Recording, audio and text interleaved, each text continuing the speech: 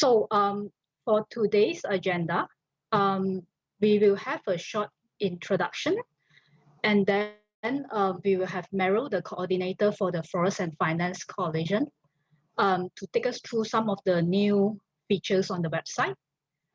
And then we will take a closer look on the updated investment data.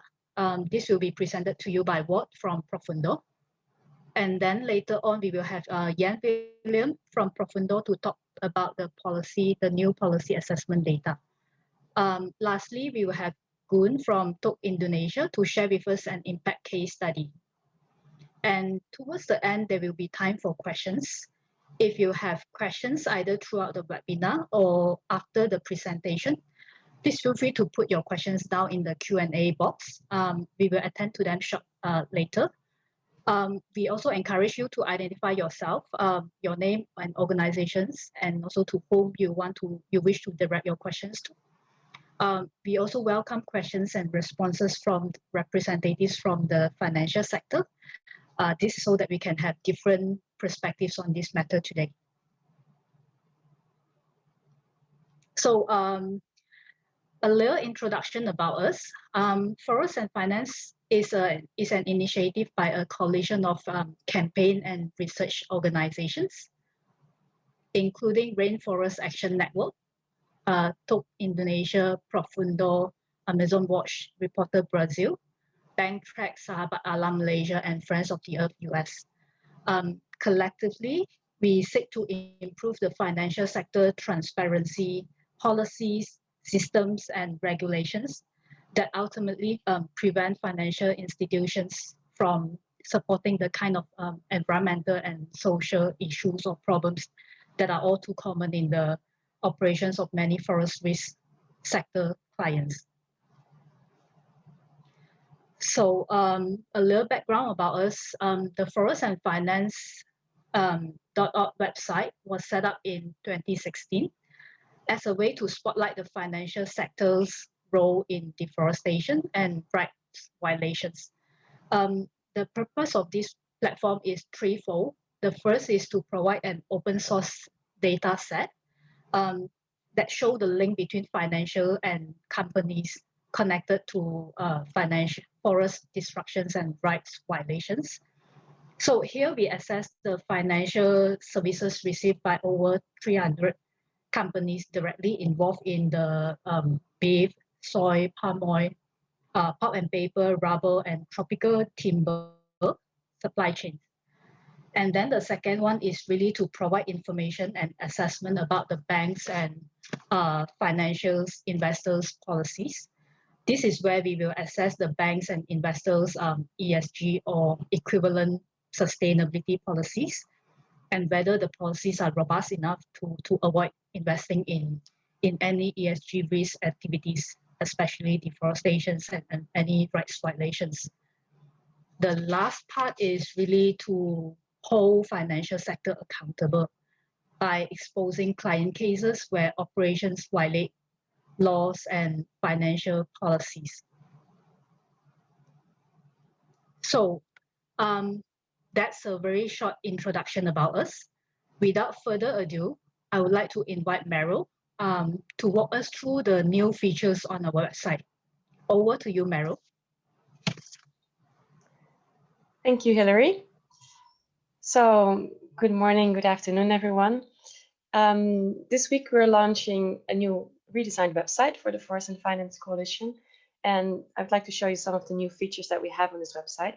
The main goal of the redesign was to make it easier to make searches and to visualize the results of your data search, but also to make it easier to navigate between the different parts of the website and to find connections regarding the financial part. So we have the big pillar of our website is a full database with financial transactions, but then there's also the policy assessment and the impacts in the reports on social, environmental, and governance aspects.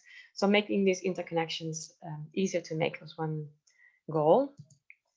Let me start by showing you the data deep dive. So this is the way you can search our full data set, where we've mapped financial transactions between 2013 and 2021 to the 6 forest risk commodity sectors that that Hilary just mentioned, in the three main tropical forest regions around the world: Southeast Asia, Central and Western Africa, and the Amazon.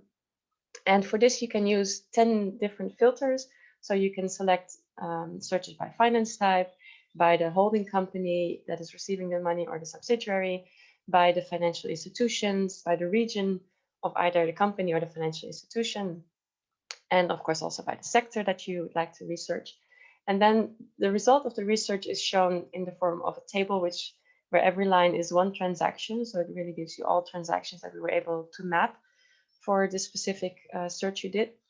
But to easily visualize and quickly get an idea of like who is the biggest investor or the biggest creditor for a specific company or sector, you can see on top of the table a graph that will show you the top investors and the top creditors. So it has two different tabs, and you can switch between the two of them to quickly see which are the main financial institutions involved for the specific search criteria that you selected.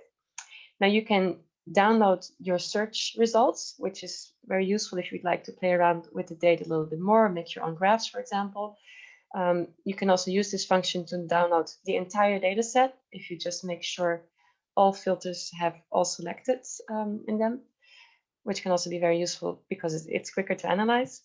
And you can also create a link which you can share with colleagues, or you can use it, for example, if you want to write a blog or a report, you can quickly share the specific search that you were looking at. Then the data deep dive has a lot of detail, and sometimes it's also useful to have a bit more of a quick view and to identify trends within finance flows and over the years. So for this, we have designed this quick view option, which gives you the results in the form of a tree map that cover the entire universe of the database.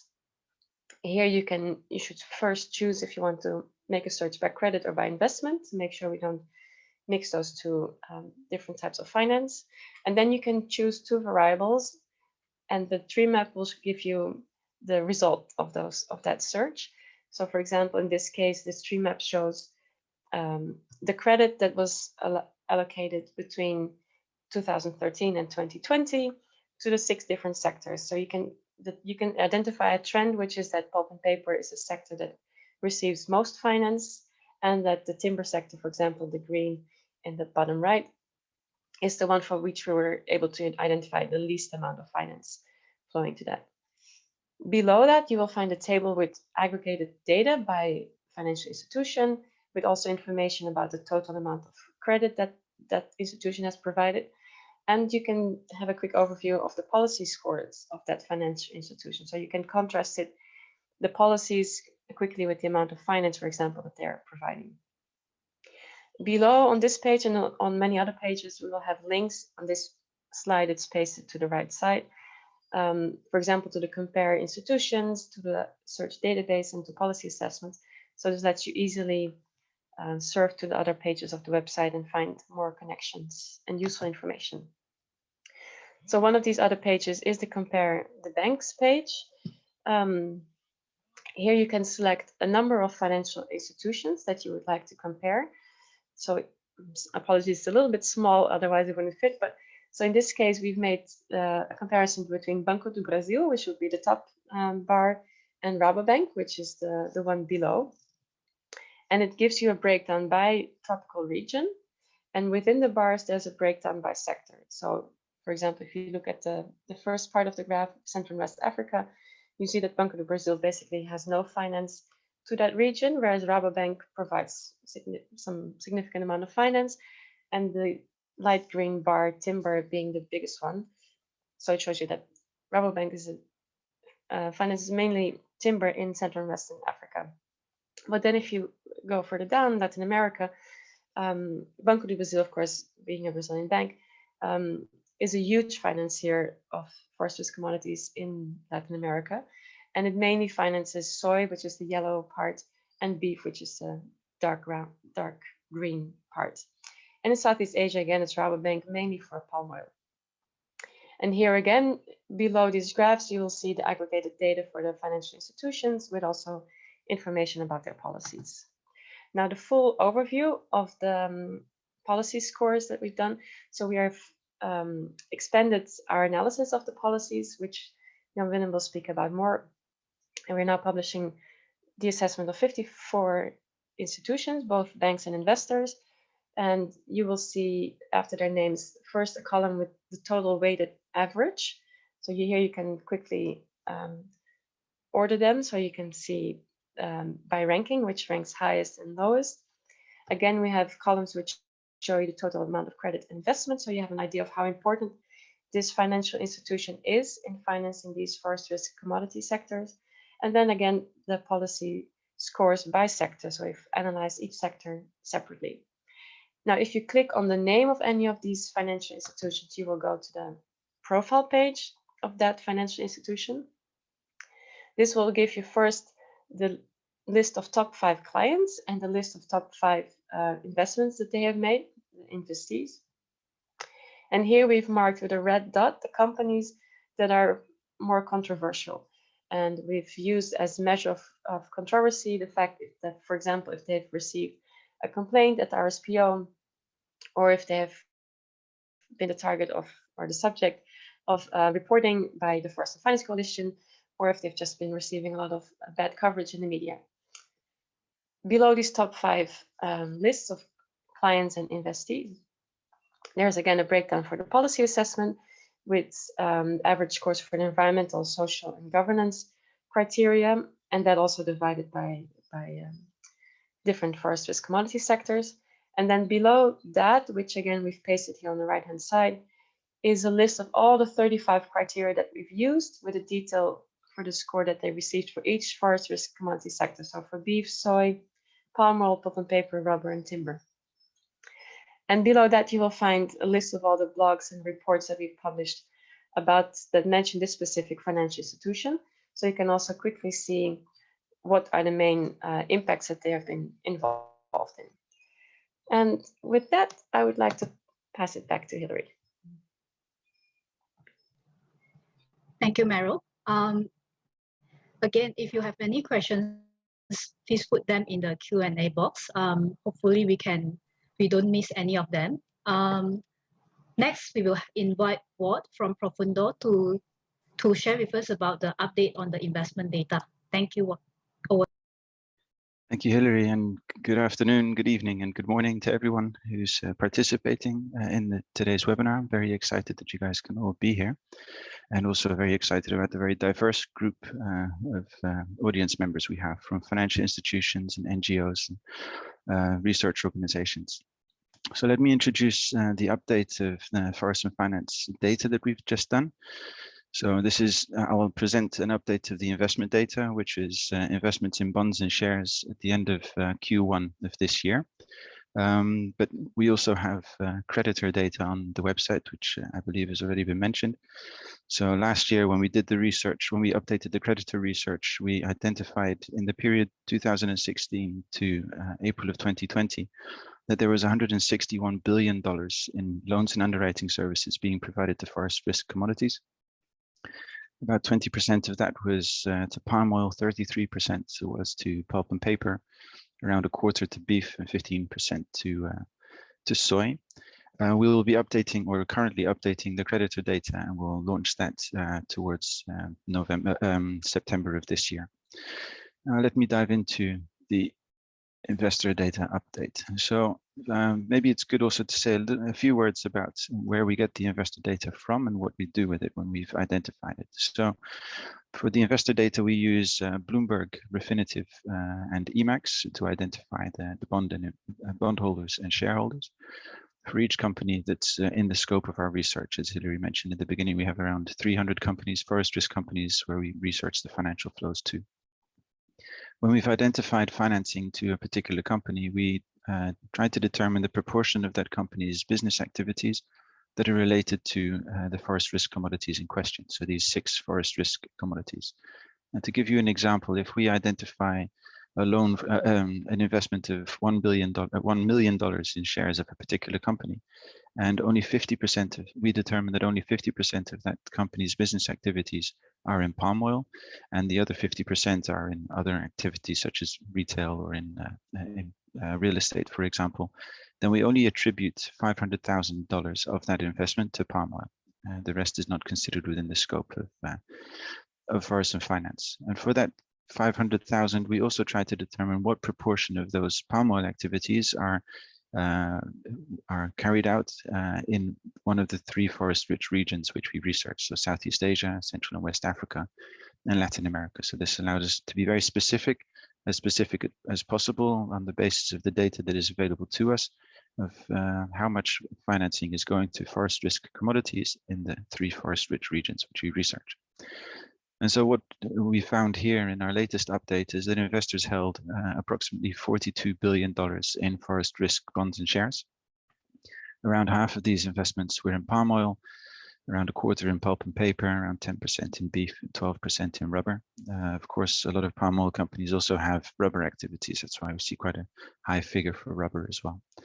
And given palm oil's dominant role in the investor data, it's also not surprising that Southeast Asia is the main destination of these investments, accounting for 64% or 2/3 of the identified investments in forest risk bonds and shares, and around 1/3 in Latin America, particularly in Brazil.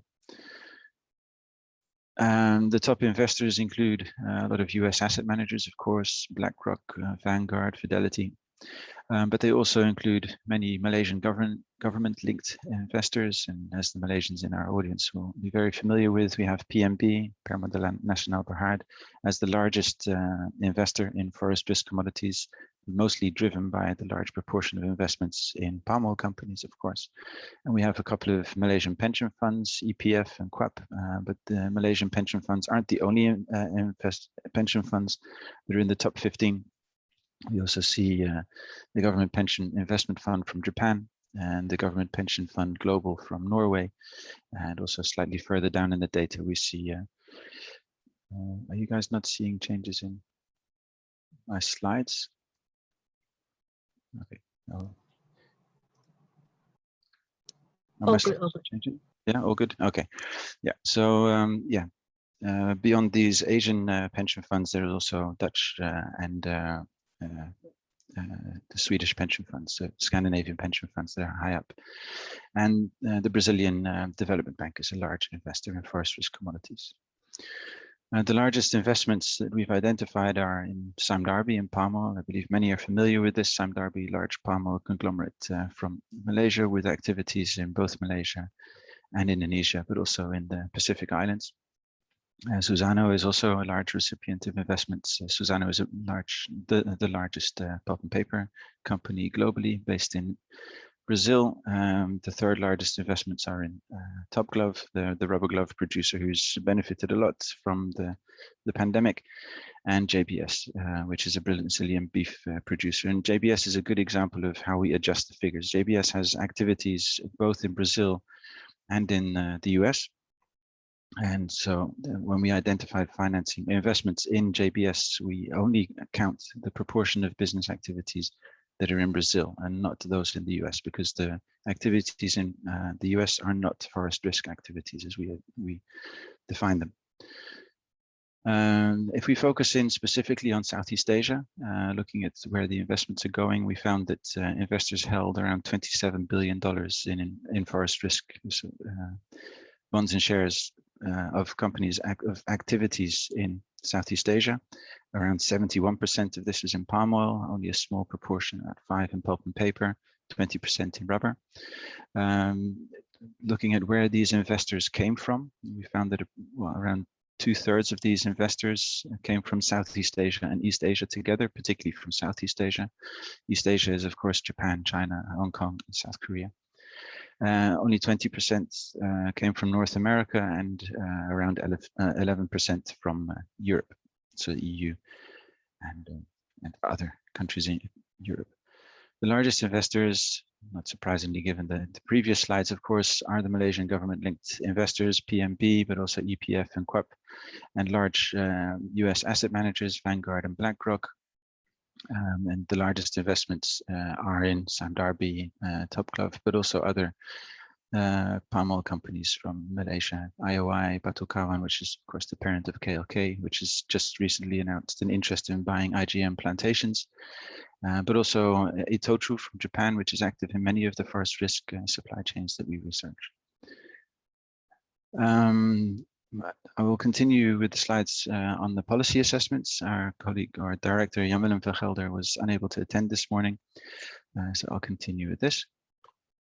So, well, maybe first a few words on why we assess the policies of financial institutions. Well, the forest risk policies of financial institutions. We believe that we can consider forest risk from two perspectives: the perspective of the risks on the environment and society in general, and governance issues, but also these risks can translate into financial risks for financial institutions. So let's say, for example, that a bank provides a loan to a palm oil company, and that palm oil company has recently engages in deforestation or the use of fire. Well, then that company may be fined, or its concession may be sealed. And by sealing a concession, the company's production is impacted, and its ability to generate sufficient revenues is of course decreased, which may make it more challenging for it to repay its loans. If it's more challenging to repay its loans, then this is a risk for the bank that has provided its loans, because these loans are now at risk. So we believe this environmental, social, and governance risk translates into a financial risk, and we believe that financial institutions should adopt policies not just for their not only for their own purposes to mitigate their own financial risks, but also to push companies to improve their practices and reduce the actual risks also on the ground for local communities and for the environment. Now, how we do this policy assessment, these policy assessments, we've used international best practices and minimum standards from international agreements like the RSPO, the UN Global Compact, the IFC performance standards. Among many others, we have around 35 different standards, elements in our policy assessments, which you can also find online. For each criteria in our policy assessment, maybe a couple of words also on the methodology. So we've designed this methodology together with our 8 organizations that have participated. We've also shared the policy methodology outside, assessment methodology outside of our group to get feedback from other civil society organizations working on the same topics. It's closely aligned with the Fair Finance Asia or Fair Finance Guide International methodology, on which many of the elements are based, and we work closely with them too, and also shared it with financial institutions to see if these demands, to ask if these demands that we are having are actually realistic. And so we've come up with this framework, which we believe is both realistic and demanding enough to really push the corporate sector to improve their practices and reduce the risks to the environment and society as a whole. So how do we assess these policies? For each policy, for each criteria, we check if this policy, this criteria is included in a policy, and we of course look at many different sources on the websites and publications of the financial institutions. If they don't have such a policy, or if this element in this criteria is not included in the policy, then they are not given a point. If they have such a criteria, but there are some exceptions, for example, the financial institutions demands the client to have this minimum standard, but doesn't require the client to also have this minimum standard requirement of its suppliers, then it's only given 8.5 points. And then if it has this policy with no exceptions, with this minimum standards with no exceptions, then it's given 4 points.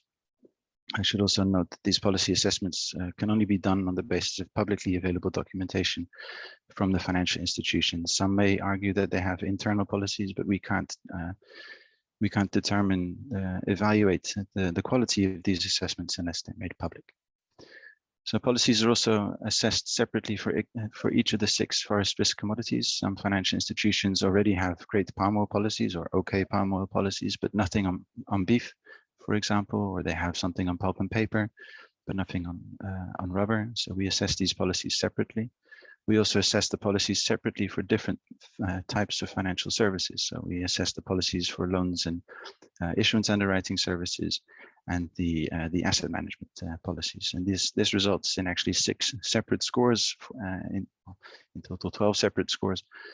And we combine these together to make one overall score. And how we combine them is using a weighting factor. So we determine the proportion of investments, financing and investments per commodity, as we have in the Forest and Finance database, and we adjust these figures accordingly. So for example, if a financial institution has a great policy on beef, but it's only financing a little bit, only a small proportion of its forest risk financing is for beef, but it has most of its financing for palm oil, but it has a very poor policy on palm oil, then of course that policy score for palm oil should weigh more, because it accounts for more in terms of the forest risk financing. And well, this overview has already been presented by Merel earlier, but maybe just to highlight an example of this. So here, the first criteria is companies and their suppliers must commit to zero deforestation and no conversion of natural forests and ecosystems. This is from Mitsubishi UFJ, large Japanese financial institution. And so for palm oil, it's given an 8.5, which means that its suppliers probably, it didn't demand this standard of its suppliers, of the suppliers of its clients, and it doesn't have such a policy for beef, soy, pulp and paper, and timber, just as an example of how this scoring works.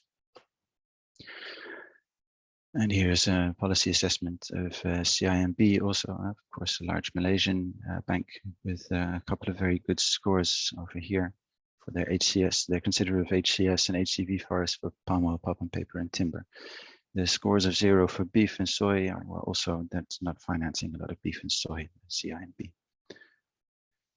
Here's an overview of the policy scores. I think Merel also presented this. If you click on any of these financial institutions or go to their profile page, you can see much more in detail what they're financing, and also more details of scores per element, per commodity. So we've assessed 54 main financial institutions. It includes banks and investors, so the main financiers of the commodities that we research. These financial institutions come from Asia, Europe, United States, and Brazil mostly. And banks and investors have all had the opportunity to comment and provide feedback on the scores. So we've sent these draft assessments to them for feedback. Quite a number of financial institutions have taken this opportunity and to engage with us. This allows us to understand their policies better, and where necessary to adjust the scores, but is also a good way to start the conversation, and for these financial institutions to really understand what we are expecting them to do to mitigate the negative effects of the companies that they provide financing to.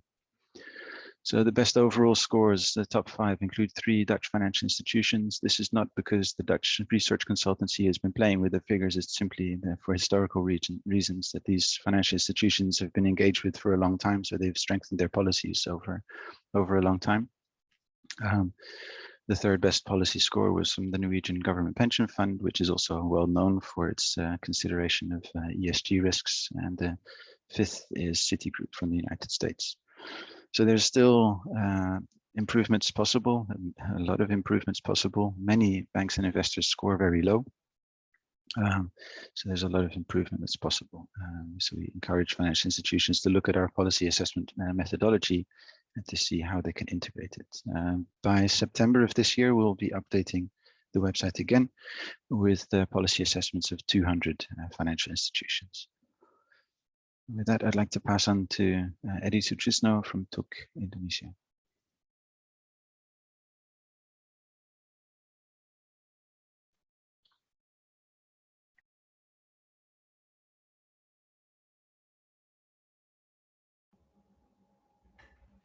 Thank you, War. Yeah, I'm Eddie Sutrisno from TUK, Indonesia, and now I'm trying to explain some example. And then for this case, I'm try to explain the SINAR mass case. We know SINAR mass case is controlled by tycoon family, including for their main commodity is pulp and paper, and then palm oil. for palm oil, they control their company under Golden Agri Resource, and then for pulp and paper, they control under Asia Pulp and Paper or APP. I think it's not only Indonesia, but in the world, SINAR Group is the largest producer for pulp and paper and palm oil. In terms of impact in Indonesia, SINAR Group creates many impact in environmental issue, social issue, and governance issue. We know in environmental issue, largest burned area and number of fire hotspot of any corporate group, strongest links to Indonesia fire and haze crisis. For a social issue, massive legacy conflict, at least 107 villages in active conflict with SMG, pulp and paper. And if we calculate in palm oil issue, is many villages there. And then many local farmers murdered by control security in Jambi in 2015. For governance issue, in 2018, director charged with bribing local official to cover up land use and violation. This is in Central Kalimantan. And then, like I said before, this SINAR Group structure under APP and GAR. This very complex structure. Yeah. Not easy to understand their structure.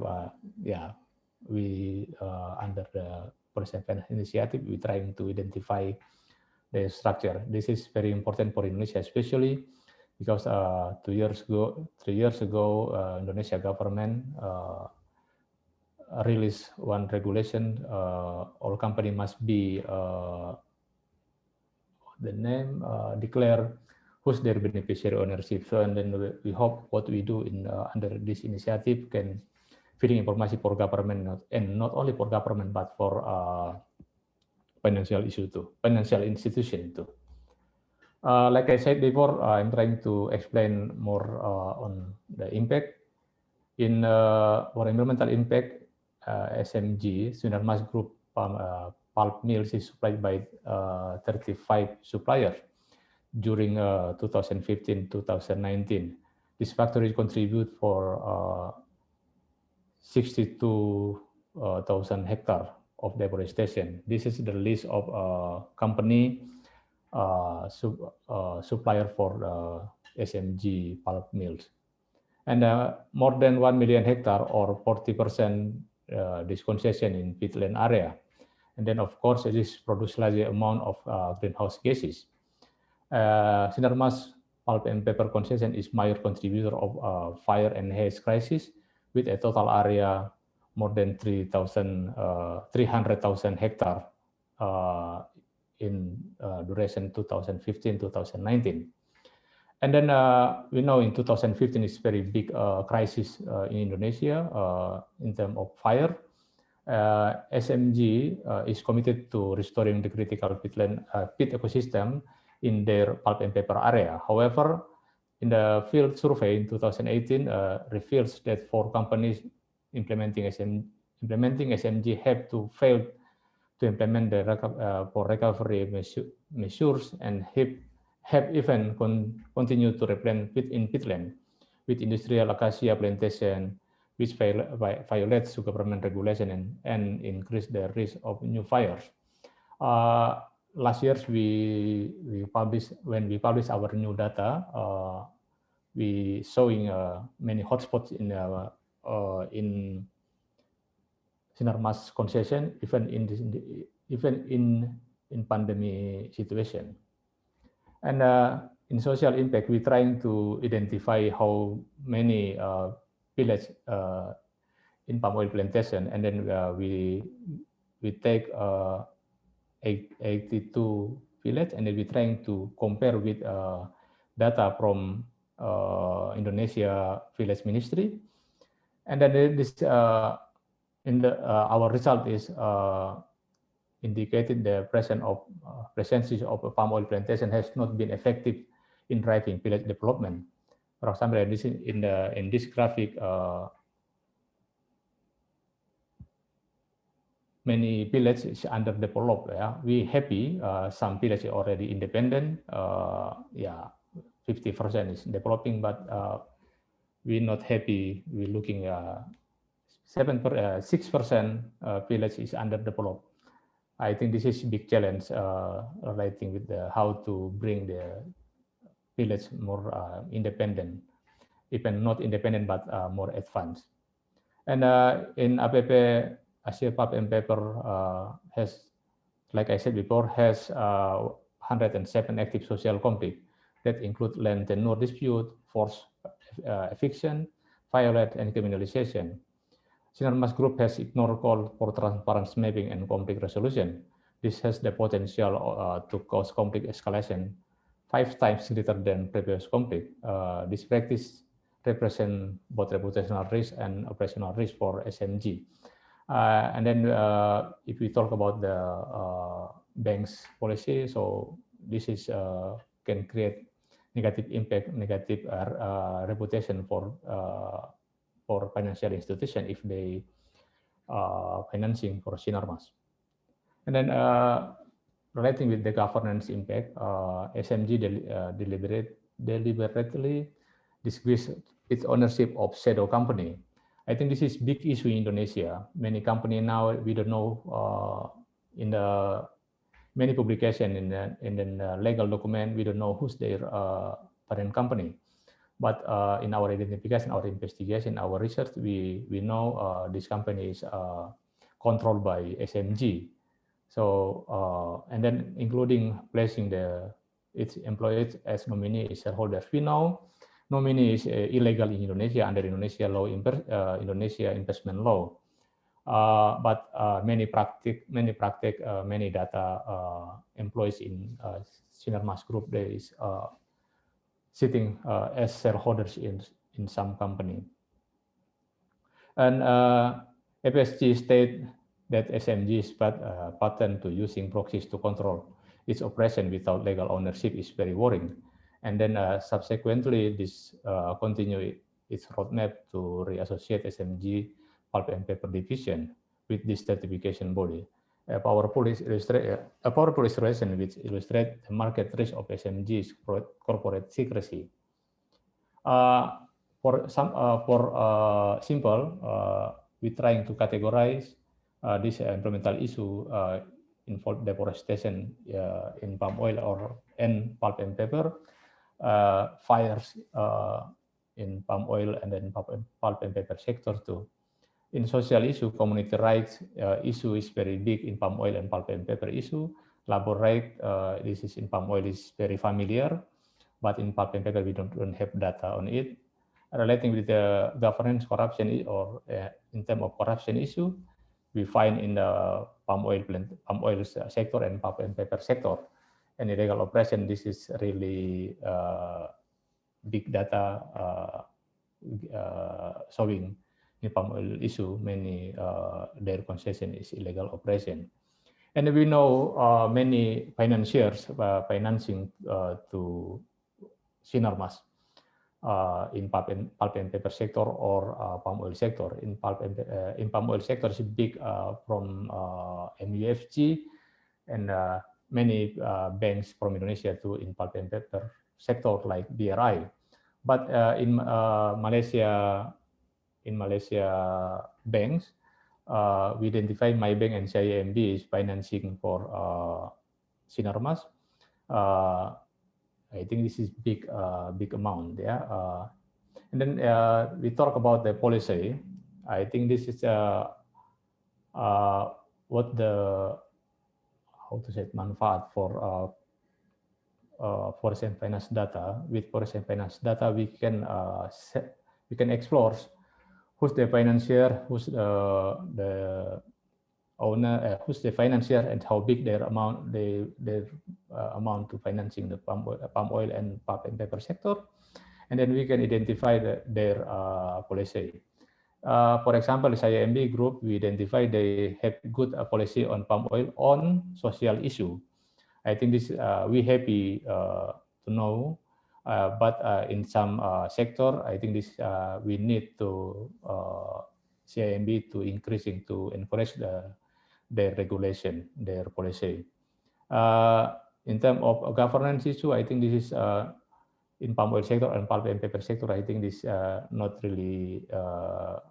Yeah, we need to advance regulation for governance issue. And then a big challenge is environmental issue. I think this big homework for CIME to do reformation for their regulation. And then for my bank, I think they have quite good in the pulp and paper issue, but in palm oil, in pulp and paper sector, but in palm oil sector, I think this is very big homework for my bank to create and then to make a good policy. Yeah, but we happy because if we compare with the last year in 2018, many progress for policy in CIMB or my bank, but this is not enough. If we talk about how to achieve SDGs or something like that, how to achieve sustainability in many sectors, I think this is big challenge for all of us, not only for financial institution, but all of us. But specific for financial institution, we need for us as consumer something like that need a good policy from bank. So if bank have a good policy, we can check in field level how about their client operating, and if we know their client is have bad operating, so we can feeding information to the bank. I think this is my last presentation. Thank you. I offer to Hillary. Thank you, Gun, and thank you, Ward. Thank you for the presentations and exactly on how you use the website data to help in your campaign. Thank you, Gun. Can I have all the panelists back on the screen with me for the Q&A section, please? Okay. Okay. For the first questions, this question is from Edwin from Greenpeace. Can you say something about data availability from the sources you use? To what extent is that causing limitation to the data presented? This question is to what? Yeah, go ahead. I think, thanks, Hillary. I think this, Edwin, you're referring to the financing data, I believe, or at least if it is, that's the one I can answer. So yes, there's definitely limitations in the data. It depends on the availability, on the transparency of the financial institutions, the transparency of the companies. It also depends on the jurisdictions and the transparency requirements of the jurisdictions that we research. So we try to mitigate these limitations as much as possible. We use Bloomberg and Refinitiv as two sources of financial data for the syndicated financing and investments in bonds and shares. We put the two together and remove any duplicates. We use both these sources because the coverage of one is better for some regions and some companies than the coverage of the other. So we use both those sources. For project finance, we use IJ Global. For trade finance we use Trade Finance Analytics. We use company reports from listed companies. So for Indonesia, this is a great source of information on bilateral financing because most companies in Indonesia will write very specifically who's provided them loans, at what amount, what terms, what periods, even what the collateral is and who's guaranteeing it. But for other countries, it's a little bit more limited. So companies active in Singapore and Malaysia, for example, listed companies don't have to disclose this information in their annual reports. But for companies in both those jurisdictions, we also research the company registries where they register their charges. Again, not all of them register their charges, but it's a great source of information to add more of this bilateral financing. For Brazil, if you're also interested in that, we also use the BNDES and central bank data. I can talk about that more separately in another conversation if you like, as this is more Southeast Asia focused. On the bilateral lending that we identify through company registries, also media archives and annual reports, we almost double the amount of financing that we find. So this also allows us to find the smaller financiers, smaller financial institutions, which may not be participating in the syndicated financing financing that's generally available in the financial databases.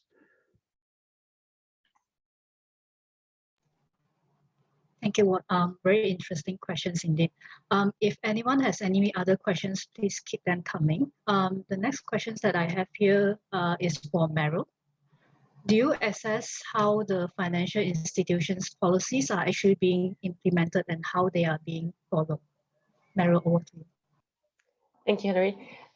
Yes, we assess that on a case-by-case basis in the case studies that we publish and the articles and blogs that we publish. But to be able to assess if a financial institution is actually implementing their policies, you have to do some things first, and that's what we're mainly trying to do with this database, which is publishing the financial links that the companies that these financial institutions are financing, so that you can actually identify who is financing the company that is causing impact, and assessing the policies. To assess for each financial institution if they're applying their policies in all the companies that they're financing is a huge amount of work. But the goal of publishing this data is providing that transparency so that it's not only up to us, but the different organizations, other CSOs, also journalists, can do their own research and identify if in a specific case a financier is implementing its policies correctly or not, and hold them accountable to that. Thank you, Merel. The next questions, I would like to maybe ask Gun to help with this. What data sources do you use for social conflicts in Indonesia and elsewhere? Are there any submitted grievances, one of them? Gun, please. Yeah, thank you, Hilary. We use data from our own research, of course, yeah, and then some we get directly from community, because yeah, some community they want to solve their case, and then they ask to some NGO to facilitating them meet with company, meet with bank, and then meet with investor, including how to feeding information to the some mechanism like RSPO, including OECD, something like that. And then we in Indonesia, we working a lot with our partner in several provinces, and of course we together we do research, and then we get more information from field level, and then some data as we get from our partner in their own research. And then we, like I said before, we also assist the community in conflict resolution. So many data we get in this process. And then we also submit complaint to the company, to the bank, and also to Indonesia Financial Service Authority. But I think 2 years ago we have many activity on it, but last year until now, this is because of pandemic. This is very difficult to meet with bank, with Indonesia Financial Authority, but this is our challenge. And then rating what they respond, I think this big challenge for CSO in Indonesia, and I think it's not only in Indonesia but in another country too. When the banks they don't have a good policy, so we we don't know how to ask them for take responsibility because they don't have their own policy. When we ask BRI in Indonesia relating with their investment in pulp and paper, in 2019, quite big forest fires, and then we identify some company financing by BRI, and then we meet with BRI, and then it is in this moment we talk about not only talk about the case but talk about their policy, and I think this is good progress, because if we compare with 5 years ago, banks not won't meet with GSO, yeah, but now is quite have progress. That's from me. Thank you. Thank you, Gun. The next questions that I'm in the chat box. So do you have any plans to expand your analysis beyond the 6 commodities, given increased interest generally in land-based economy, natural resource sector?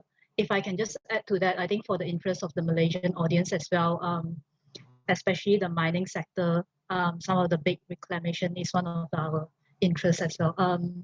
Anyone want to tackle that questions? What? Or Sure. Yeah. Indeed, there is definitely interest in expanding the commodities we're researching. So mining is definitely on our mind. It's important in all three of the forest-rich regions that we're researching. In Indonesia, in Malaysia, it's important, but also in Brazil and other Latin American countries, and in countries like Ghana and DRC, it's vitally important that we start to consider mining. So that's definitely on one of our priorities. We've also looked into adding coffee and cocoa also as drivers of deforestation, particularly in Latin America and in Central and West Africa, and biofuels and biomass, particularly given the role that this is playing in the energy transition, or is being considered as an important source as a transition feedstock. So this is definitely something that's on the forefront of our minds, and as we go on, we will definitely start expanding to more. We just have to see which one is the biggest priority and how to fit this within our capacity. Maybe Merel, you have something to add to this? No, I think that it covers it right. Okay. thank you, Ward. Thank you, Merel. The next questions, many of the ASEAN banks do not actually publish their sector policies. How do you address this? Do you contact the banks directly? I'd like to just provide a short answer, and if any of you want to answer that, or Gun, please jump in. I think yes, indeed, for many of the ASEAN banks, they do not actually publish the sector policies. For now, our policy assessment is really based on what we found online or publicly available, and then we will try to reach out to them. We'll do an outreach, reach out to them, share with them what we found, and hopefully we can get a response. It really depends on whether we get a good, the right person, whether we can get to the right person. Because another thing here that we have observed is the channel of communication between the banks and the NGOs is not always that clear. You sometimes don't know who to reach out to. Gun, if you want to add anything, or anyone. I think it's okay. You already explained what I want to say. I think what maybe have another. Maybe one last thing on these policies is that we think that these policy frameworks should be made publicly available for a number of reasons. Firstly, it's a way for the financial institution to communicate with its clients and potential clients and future investees of the demands and minimum standards that this bank wants them to meet. That's a very important form of communication. Having them internally is more like, oh, let's see how we test it. So it's very important that the financial institutions communicate it very clearly. Another important element of this is if they're made publicly available, they can be held accountable, but also can receive feedback and input from civil society organizations like Forest and Finance, like the Fair Finance Asia, which can provide much needed input. Financial institutions, many of the employees, when they go to university, they don't study protecting the environment or human rights. They study financing and accounting and banking. So they're not experts in this field. So they need to have the input of these experts, and civil society organizations are clear experts on community rights, land rights, and environmental related issues.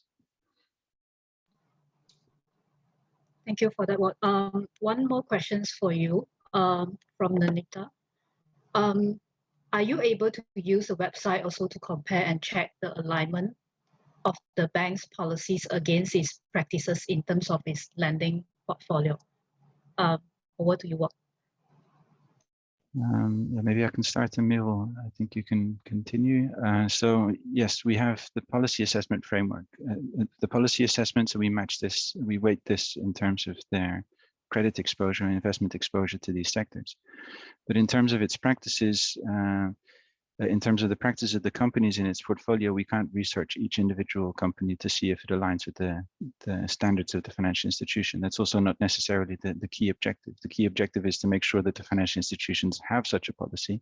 And then on a case-by-case basis, as Merel said earlier, we can test if this is the case. So we do case studies, regular case studies, which are presented on our website, but we also link to case studies from other organizations like Chain Reaction Research or Greenpeace or the Environmental Investigation Agency. But also what we've now included on the website, and which we'll be expanding more into, is we have these little red dots that you saw in Merel's presentation, which is where we've identified that a particular forest risk group or forest risk client has been involved in allegations of environmental violations or social violations. These violations we've identified through RSPO complaints. So we've used search the website for RSPO complaints. We've used Spot as a resource. At the very bottom of the Spot page, there's this media coverage of these particular companies, and where we've seen that there's a high risk. Not all media exposure on a company is negative, but where it's been considered negative, it's also an indication for a red flag. And also chain reaction research, as I've mentioned earlier. Maybe Merel, you would like to add? No. Maybe just to add that, as I showed also, when you do the research in the quick view or the compare banks table or the policy assessment, we make sure we have the total amounts of credit and investment provided by that financial institution together with the policy data next to it. So it's of course not a direct link, but you can get a feeling like how important this financial institution is and how much exposed it is to to forest risk commodities and how good its policies are. But yeah, it's not the same as checking if they're actually applying them.